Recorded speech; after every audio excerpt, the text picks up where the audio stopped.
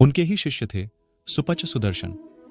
सुपच सुदर्शन तत्व ज्ञान समझकर तत्वदर्शी संत से नाम लेकर पूर्ण परमेश्वर की भक्ति किया करते थे।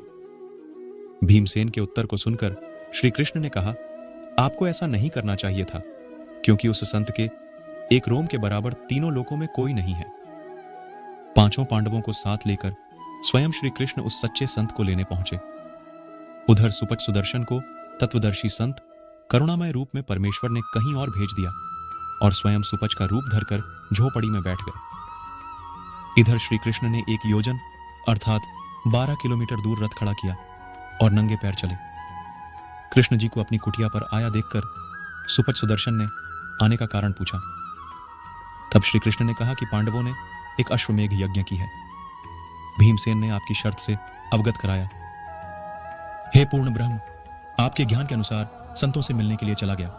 प्रत्येक कदम 100 यज्ञ के बराबर होता है। आज पांचों पांडव और मैं स्वयं द्वारकाधीश आपके समक्ष नंगे पांव उपस्थित हैं। हमारे कदमों को यज्ञ समान फलदान करते हुए 100 आप रखें, शेष हमें दान करें एवं हमारे साथ चले। गरीब, सुपच रूप धरी आइया, सदगुरु पुरुष कबीर, 3 लोक की मेदनी, सुर नर मुनिजन भीड़।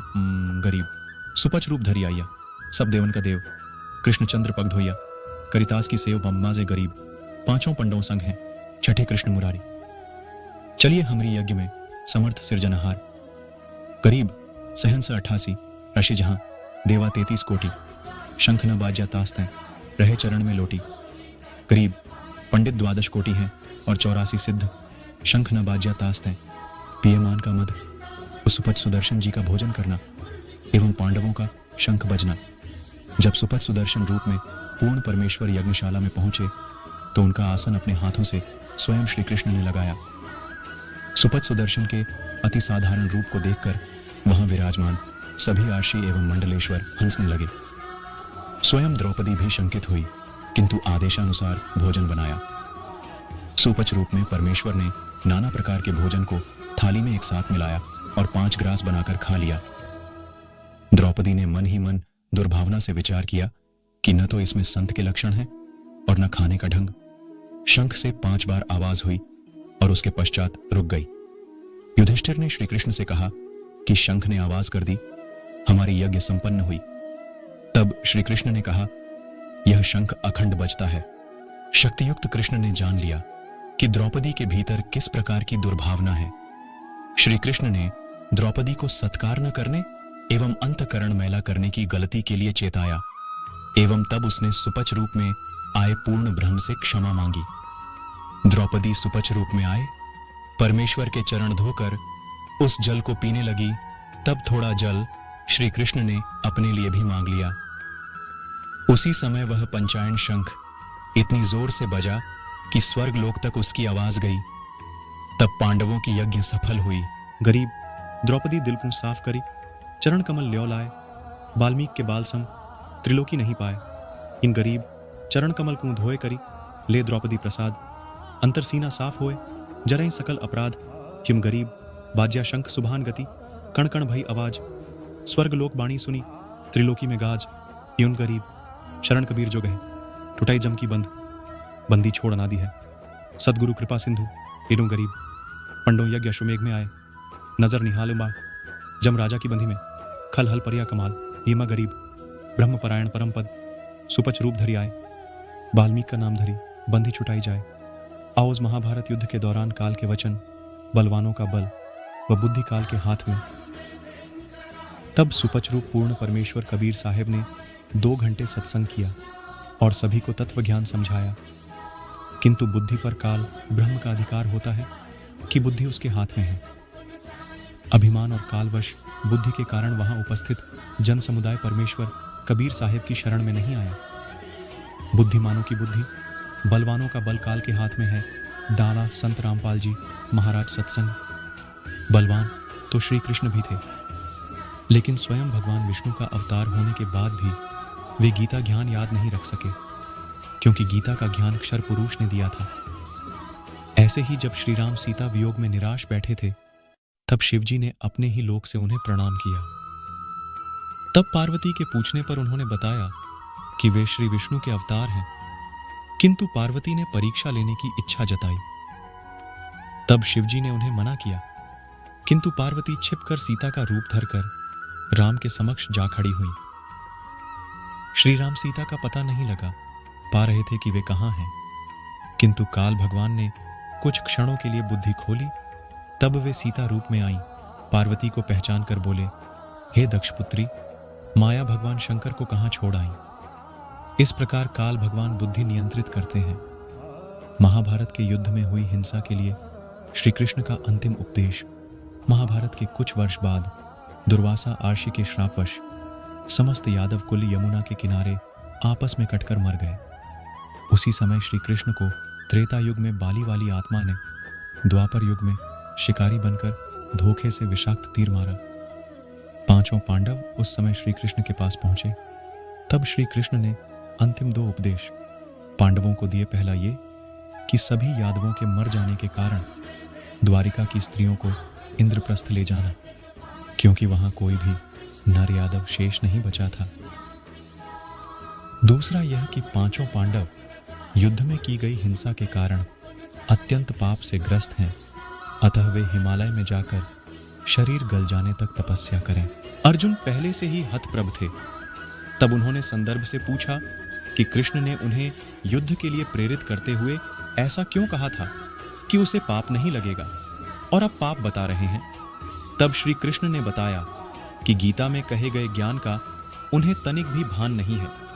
यह जो कुछ भी हुआ उसे टालना उनके वश का नहीं था, किंतु यह तपस्या की अंतिम राय आपके भले के लिए है। श्री कृष्ण की मृत्यु के उपरांत जब अर्जुन द्वारका की सभी स्त्रियों को लेकर लौटने लगे, तब रास्ते में जंगली लोगों ने अर्जुन को न केवल पीटा, बल्कि कुछ स्त्रियां एवं धन गहने लूट कर ले गए। अर्जुन के पास उस समय वह गांडीव धनुष भी था जिससे उसने महाभारत का युद्ध जीता था, किंतु वह किसी काम नहीं आया, बल्कि उल्टे अर्जुन को पिटना पड़ा। तब अर्जुन ने कहा कि कृष्ण छलिया हैं, जब संहार करवाना था तब शक्ति दे दी। जिस धनुष से लाखों का संहार किया, उसी धनुष से आज कुछ न कर पाया।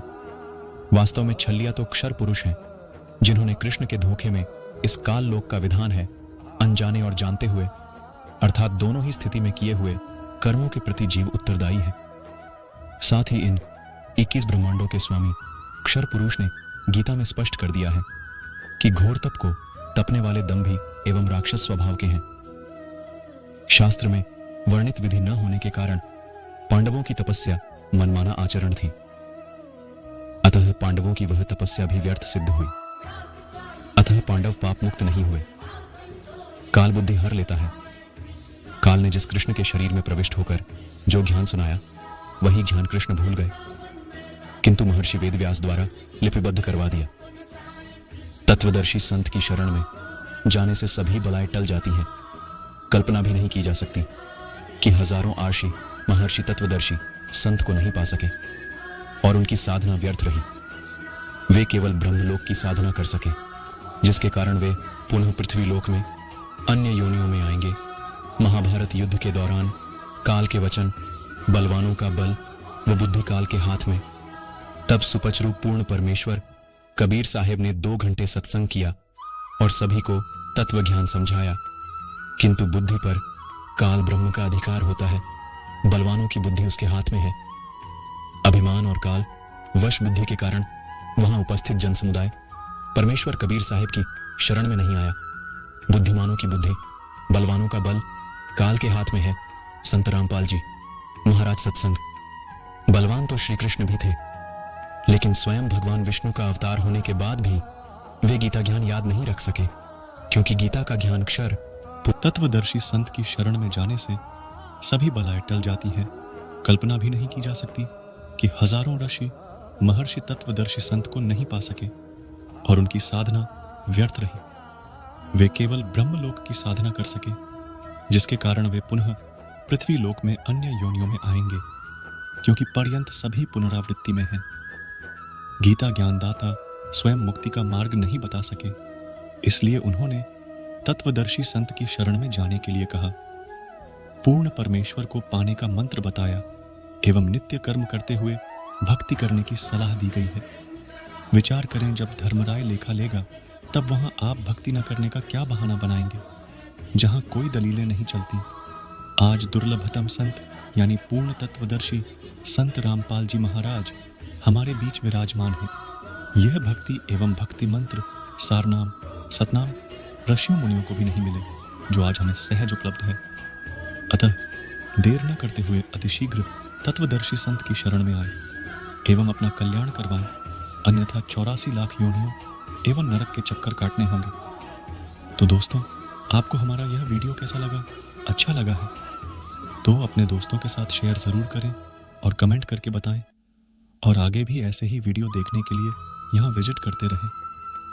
आज बस इतना ही, मिलते हैं फिर से एक नए वीडियो के साथ। तब तक के लिए अपना ध्यान रखें। तब तक के लिए धन्यवाद। जय श्री कृष्णा।